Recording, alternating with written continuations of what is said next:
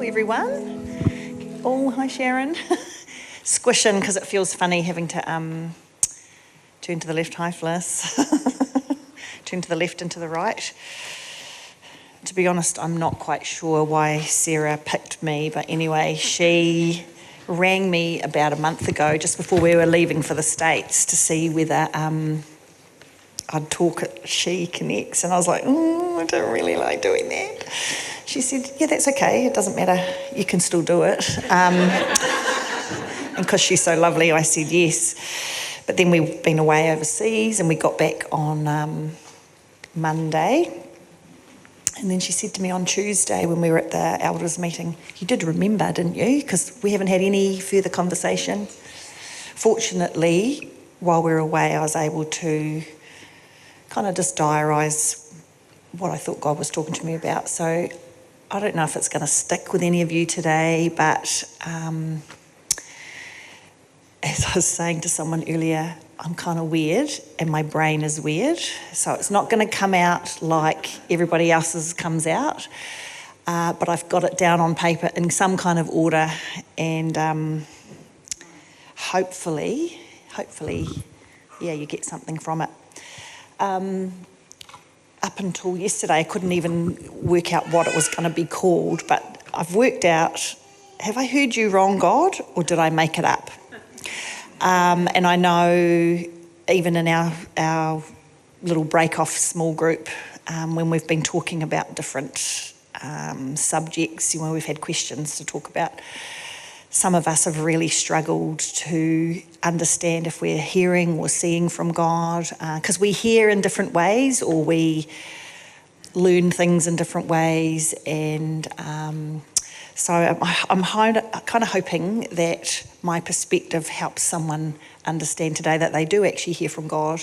It just might not be the same way that everybody else hears or sees it.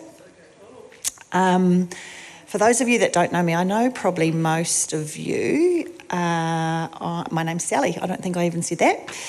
I'm a mum of two adult children, and one of them we've just been to see in the States. She's living in Nashville, and whilst it's really hard, she's definitely living her best music life. And we've got a son that lives here with the most gorgeous girlfriend. Not biased or anything, Rachel? And so they're like 30 and 26 or close to that anyway. And we live out at Pahoja. I don't know if you know where that is, but kind of between here and Katikati. But we come into business, we've got a business here at the Mount, so we come in every day, drive that sort of 45-minute to 1 hour drive with a patience pill. And we've been part of Curate since Debbie and the team were there right at the very beginning. I just remember meeting actually in Tony Crawford's parents' lounge. So I think that's about 26-ish years ago. And we've gone through 27, we've gone through a few iterations. Oh gosh, now I'm having a moment. Surprise! We've gone through a few iterations, but Georgia was about 3 years old, I think, at the time, and we would take her, because it was in like a night kind of church that we had, and we'd put her to sleep upstairs in Debbie's, she had this cool wardrobe that had like all toys in it, and we'd take Georgia's sleeping bag and we'd just tuck her in there, and we would start singing, this is really funny, to CDs. We would sing, that was our worship, to CDs, and then I was on a little honky-tonky Sony keyboard, and then eventually there was a drummer as well. How funny. Anyway, we've come a long way, but we've been around a wee while, for those of you that don't know us.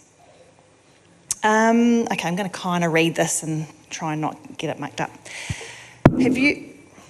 Have you ever thought you heard or had confirmation from God to do something, move somewhere, say something, all to work your way through it, and then once the deed is done, everything goes quiet?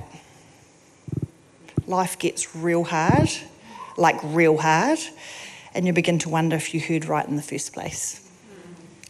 I think probably all of us have had something like that, whether it's a little thing or a big thing. I know you moved countries kind of based on that kind of thing. Often God gets us to where we need to be by providing a miracle or many miracles. You know, things come together that we just couldn't have orchestrated ourselves. We think about how we might want to do something. God works in a completely different. I always laugh. I think, oh, how will this turn out? And I kind of make a little plan in my mind, and then it never turns out like that. It's the complete opposite. I think about some of the instances in my life that God shows up and provides. For example, I guess I'm always looking for the miracle in amongst the everyday. I've learnt that life is actually really hard. So as an example, Georgia last year went to Nashville on a songwriting week thing, and she'd been thinking about where she might want to go in the States for her music, and for a couple of reasons she didn't want to go to New York or LA, and so she thought, oh, maybe Nashville's the place where I'm meant to be. Then she won this week on a songwriters round, so she thought, okay, well, I'll go early and then I'll come back late and I'll make the most of those couple of extra days either side. So her plan was to go to every church she could possibly fit in a service so that she could kind of see what the culture was like. She knew that if she was going to meet anyone, it would be at a church. She didn't know anyone, not a single person other than Sherry's son. So you guys all know Rick and Sherry? She'd never met him, but she was like, that's the one person that I know. And it turns out that he wasn't there the week that she flew over anyway. But a friend of a friend, so someone that she'd met here in New Zealand that did a film thing, had a friend in Nashville who said, my friends need to meet you. They saved her a seat in this early church service. And she walked in and she said, oh, this is pretty awesome. They've said hello. They've saved me a seat. She got on so well with them. They went out for lunch. They missed the next church service. A couple of months later, when she decided she was going to move, she messaged them and said, can you keep an eye out if you know of anyone that wants, has got a flat free or something like that? And they said, yep, we'll put the word around. 2 weeks later, she was starting to get a little bit titchy because she had a planned date to move and didn't have anywhere to go, and a couple of other options had fallen through. And then they messaged her and said, I know this is weird and we don't really know you, but do you want to move in with us?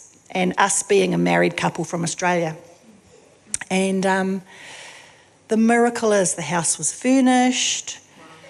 They were able to show her how to get a bank account. Like, here's our bank manager. This is where you go to get your, well, I'll call it IRD or social security. Nobody, only God could have orchestrated the friend of a friend of a friend to save a seat at a church in order to find a flat. They had enough room in their wee house. But, God does miracles all day, every day. We just don't always see them, or we don't always recognise them. Another example, I'm talking about everyone else in my family, not me, but I distinctly recall sitting on the end of our bed in 2007, and I don't know if you guys remember, 2008 was the big GFC meltdown. It was the end of 2007, and after walking through pretty much the loss of our business, our house was on the market, Andy had no work, we were hemorrhaging, and we were just trying to sell anything we possibly could before the GFC actually even hit. So you can imagine it was kind of coming. I was sitting on the end of the bed crying because I had nothing left. There was just nothing left in me, no energy, no positivity, just wah-wah. I was done. I was absolutely done. I actually even remember saying to God, can you take me home? I know that's not good to say. I've got a beautiful family. I'm done. I just can't do this anymore. Andy and I had been praying that morning in absolute desperation about what he was going to do for work and some form of income. He was probably in his mid-40s then, and with not much in the qualification department. Now, if you know Andy, he's like a blowfly on sugar. He didn't finish school, he just has kind of zipped around all over the place, done heaps of different jobs and been really great at them, but never settled in to actually finish a qualification apart from an adult apprenticeship as a fibrous plasterer. I'm like, that's probably not even a thing anymore. God, and only God, arranged for a friend to call that morning and say, do you want to meet for coffee? And obviously Andy talked to him for he was a friend, and he said, oh, how are you going? And Andy said, we're done. We're absolutely done. He asked what was happening and immediately offered Andy a job. He said he'd wanted to offer him one earlier, but God had said it wasn't the right time. This was in corporate. Okay, so imagine the blowfly on sugar in corporate. Hilarious. Amongst highly qualified people with multiple degrees in an office environment. Hilarious. How do you get a job like that? Well, not by applying through the normal... he was offered it. That's when the hard work started. It wasn't easy, and every time he wondered why he was there or was struggling, he had to remind himself that God put him there for such a time as this. He said, I'm drowning. I don't even know. Like, they gave him a laptop and a credit card and a car, and he goes, I don't even know what I'm supposed to do with this laptop. Anyway, he worked his way through it, and Carter Holt Harvey paid him a salary.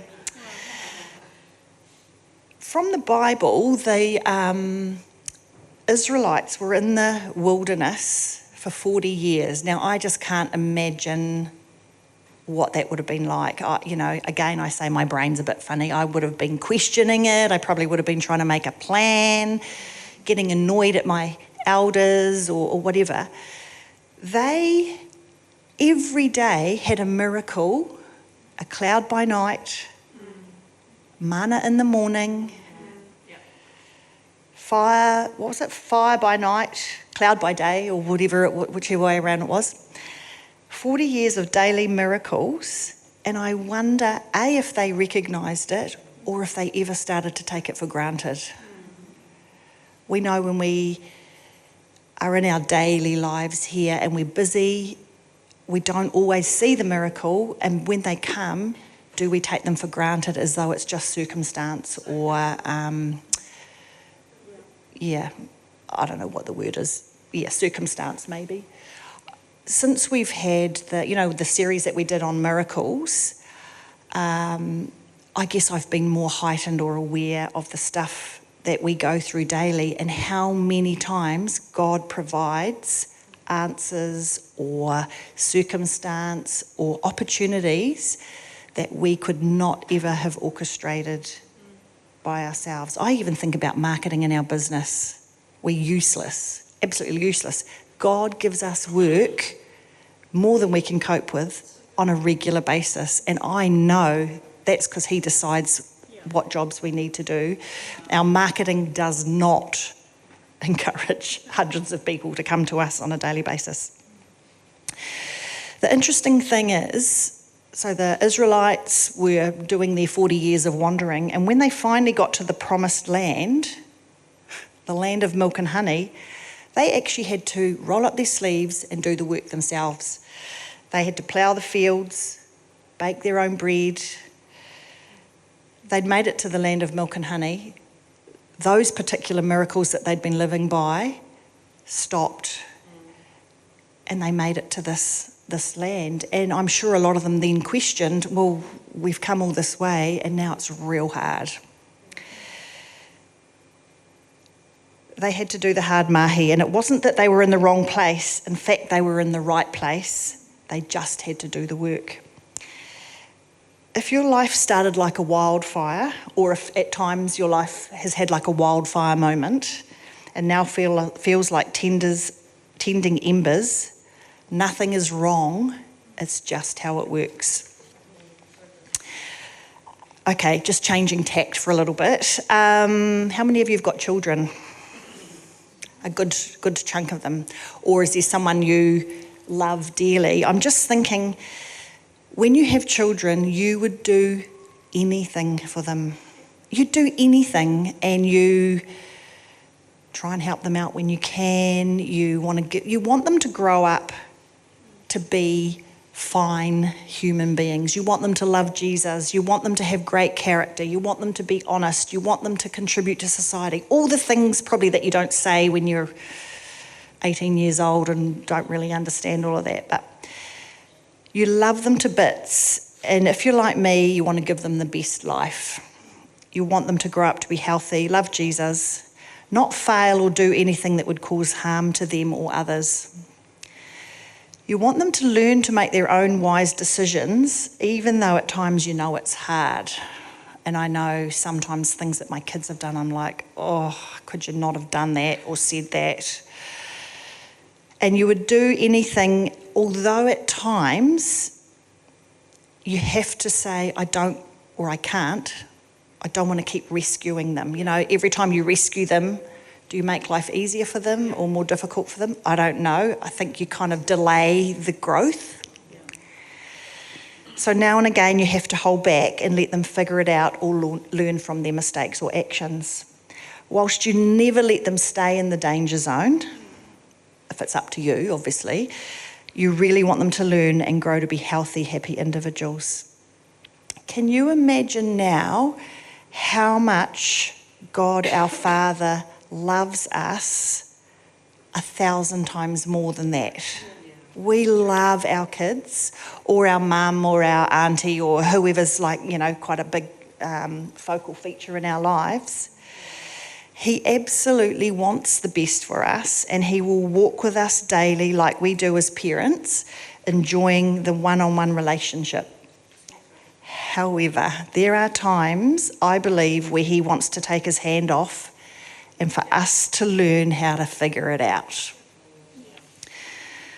What the lesson is, if there's a lesson, there's not always a lesson in it, in the hope that it helps us to mature like we want for our kids. He's walking with us daily in this life. He wants us to thrive. I don't know about you, like obviously the type of dads that we had or have shape the way we think about our Father. But however, if we think about how much we love our children, that gives us a better, or often a better perspective on how much God loves us.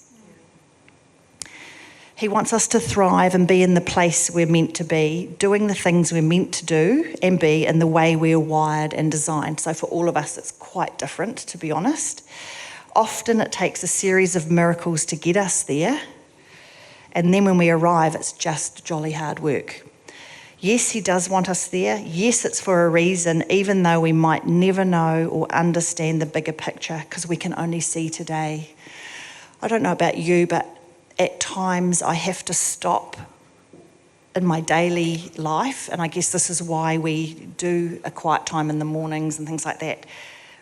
We stop looking at the here and now and the trips and all the things that kind of we stumble on and lift our eyes and look at the bigger picture. And we have to be reminded that there's a big picture, not just a daily grind that we've got to get through, for want of a better word. He is our Father and he loves us more than we can imagine. He only wants what is good and right for us, but he's not a genie. Sometimes he has to take his hands off and let us work it out or learn from it to become more mature or wise in our actions and thinking. I have only got one verse for this, and I don't know if we want to put it up, but at the end of the day,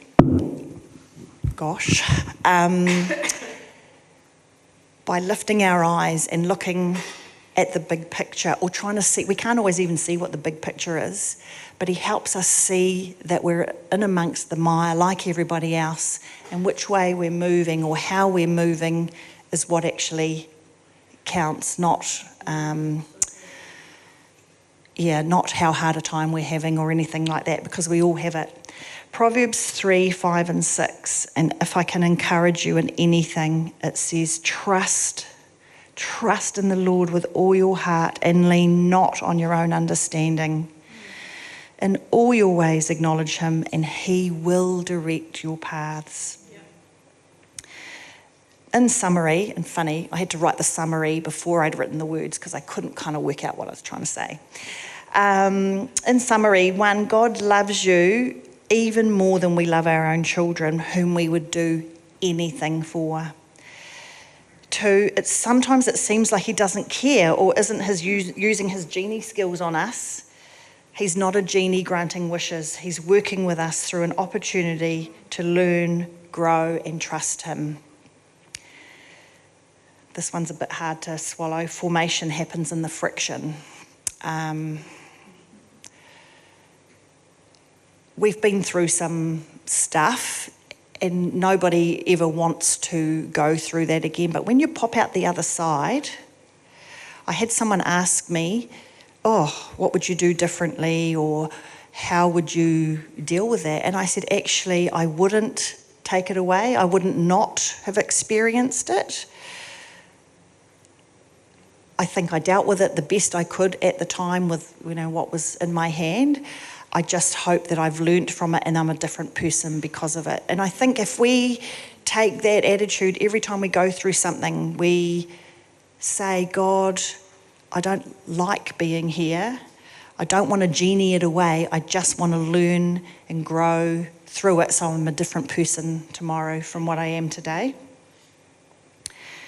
Number 4, the Israelites walked in daily miracles for 40 years, and when they got to the promised land, they had to roll up their sleeves and live in the miracle, show up and do the work.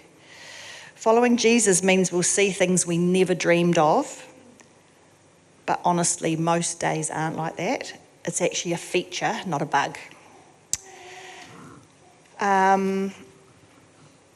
I'm just going to pray, and then I just want us to listen to a song. And the song is about, I just want us to take a breath and I guess get to the point where we say, God, I can't do this on my own anymore. I can't walk this without you. I need to recognise you every day in the way you're leading me or how you want me to speak to that person or how you want me to react. And so this song is actually an old Curate one. It's called Carry Me Along. And I'd just like you to sort of sit and soak in the lyrics. And it's about basically not giving up, but it's about saying, God, I can't do this without you. I'm just going to pray, and then can we play that after that, Anna? Thanks.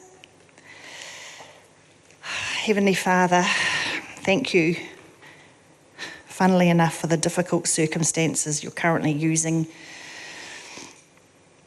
to bring me to my knees. It's working. Please grow my faith, strengthen my spiritual muscles, and teach me to see the extraordinary or recognise amongst the everyday ordinary and not take it for granted. We love you.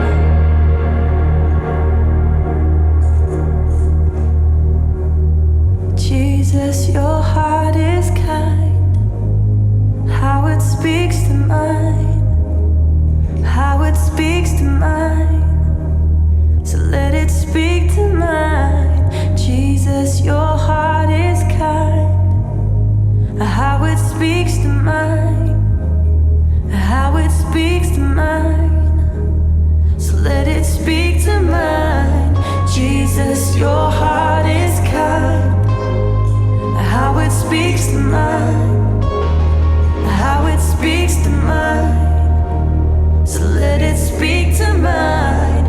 Jesus, your heart is kind, how it speaks to mine, how it speaks to mine. So let it speak to mine. So let it speak to mine. So let it speak to mine. Jesus, you are and always will be the grace that keeps me, you keep me, you carry me, Lord. Jesus, you are and always will be the grace that keeps me, you keep me, you carry me, Lord.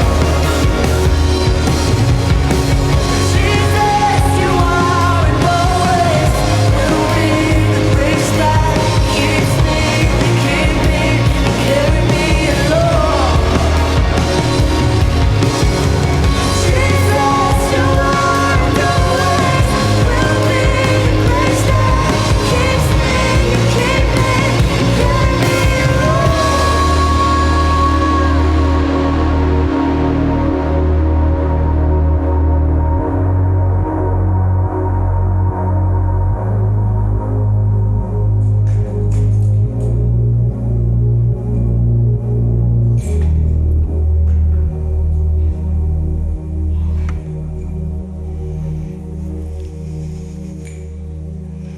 I don't know about you, but sometimes when I'm just wound up like a corkscrew, I just need to stop and kind of recenter and say to God, rescue me, help me out, still my mind, whatever it is. And I just think that song goes back to the root where we're saying, I can't do this on my own.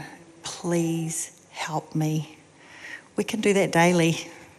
That's why we have those quiet times where we just put ourselves right back in God's hand and say, right, let's start again afresh, whatever it looks like. But we're going to break off into our little groups, and we've got some kind of, we've got questions to ask, but I don't want you to feel like you have to answer them even verbally today within the group. If you want to go home and think about them, I'd just really like you to understand that you're where you are because this is where God wants you to be. And if it's hard, you're definitely in the right place. And life's not going to be easy, but He can carry us along. He can continue to love us, look after us. He's a Father that loves us to bits, and He only wants the best for us. Is that cool?